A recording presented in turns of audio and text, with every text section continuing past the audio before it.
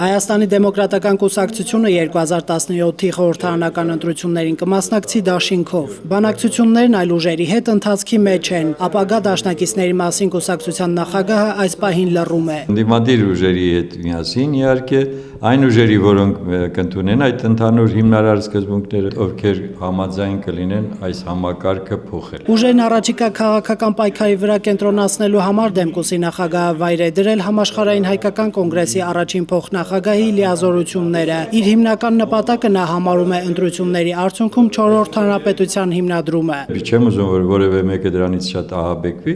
դա չի նշանակում վերից վար ամեն ինչ քանդել, հետո նոր ստեղծել։ Ոչ, դա պետք է լինի քայլ առ քայլ համակարգի փոփոխություն։ Արամ Սարգսյանը հաջողության մեջ առավել քան համոզված է, կուսակցությունը հարցում է արել 2500 հոգու շրջանում, Դեմկուսի ռեյտինգն ընդամենը 2%-ով է զիջում ՀՀԿ-ին։ Մասնագիտական հարցում է սա, ոչ թե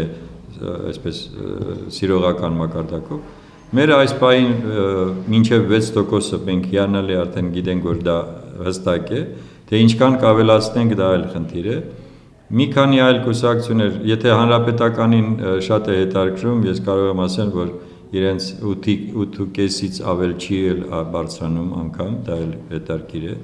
Ռեալ արդյունքն է սա։ 25 տարվա պատմություն ունեցող դեմոկրատական կուսակցությունը մասնակցել է խորհրդարանական բոլոր ընտրություններին, բացառությամբ 2007 թվականի, 2003 թվականի խորհրդարանում հայտնվել է Արդարություն դաշինքի կազմում։ Արամ Սարգսյանը 2017-ին հիմնական մրցակից համարում է իշխող Հանրապետականին ու ՀՅԴ-ին։ Փորձելու են էլի նորից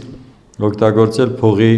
կարողությունների, ուրեմն հնարավորությունները։ Այսա շատ իհարկե վտանգավոր է, բայց կարծում եմ, որ մեր հետազոտություններն էլ վերջին հետազոտությունները ցույց են տալիս, որ ժողովուրդը այլևս դրանով չի հակված լինելու։ Իսկ քաղաքացիներին իր կողմը գրավելու համար Արամ Սարգսյանը բարդ բառեր չի օգտագործի, իր խոսքով չի փիլիսոփայի, կխոսի պարզ մարդկային լեզվով։